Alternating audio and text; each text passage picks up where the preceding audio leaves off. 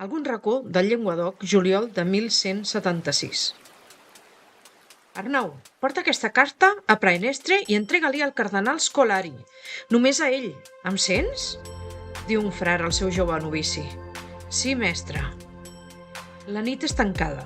El fort vent que bufa del nord remou una i altra vegada les branques dels arbres que retornen amb estrèpit mentre dues figures creuen el bosc entre penombres. Està sent un estiu molt calorós i humit, molt més del que ha acostumat a ser per aquestes contrades durant els darrers anys. La lluna és gairebé plena i, tot i la gran quantitat de núvols que flanquegen el cel, la claror és prou intensa com per a deixar entreveure els protagonistes de l'escena. Dos religiosos benedictins, vestits amb camisa de llana blanca i un hàbit de color negre pel damunt amb un escapulari, s'oculten de mirades profanes. El més jove és dempeus al terra mentre l'ancià roman assegut en un carro amb les regnes del cavall entre les seves mans. L'equipatge, de no gaire volum, és cobert amb un mantell de color marró fosc i assegurat amb una corda de lli matusserament entrellaçada. La temperatura és excessivament alta i ni la intensa pluja que ha caigut durant tota la jornada anterior ha servit per a suavitzar la xafogor insistent que s'ha de suportar, amb el greuge afegit d'impregnar el sòl de fangosos vessants.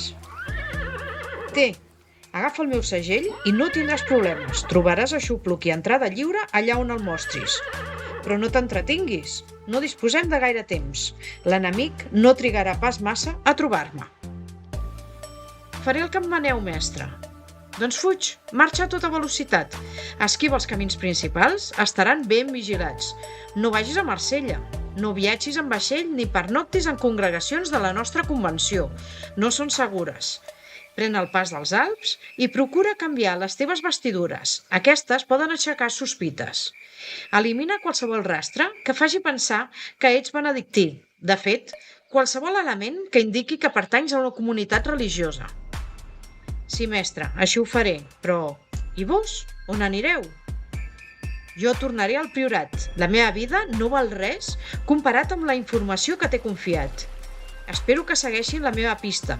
En cas contrari, la nostra missió haurà fracassat i els enemics de la fe obtindran la victòria. I si en comptes de seguir el nostre rastre em troben a mi primer? Pregunta intranquil l'aprenent. Fuig, fuig! Corre tant com puguis. Arriba al teu destí i t'ho prometo. Mai més hauràs de témer per la teva vida. El cardenal vetllarà per tu. Corre! Però, i la relíquia?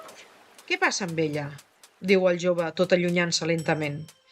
La informació que portes val tant o més que aquesta caixa de trons, creu-me. Corre, corre!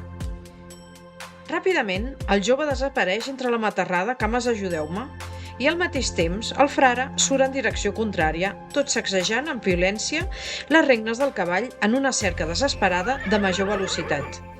El camí és prou ample i planer com per a permetre una conclusió accelerada sense gaire risc, tot i l'aiguat. I millor que sigui així, doncs un sot inesperat, una roca despresa, qualsevol element estrany sobre la pista acabaria de forma tràgica amb la missió.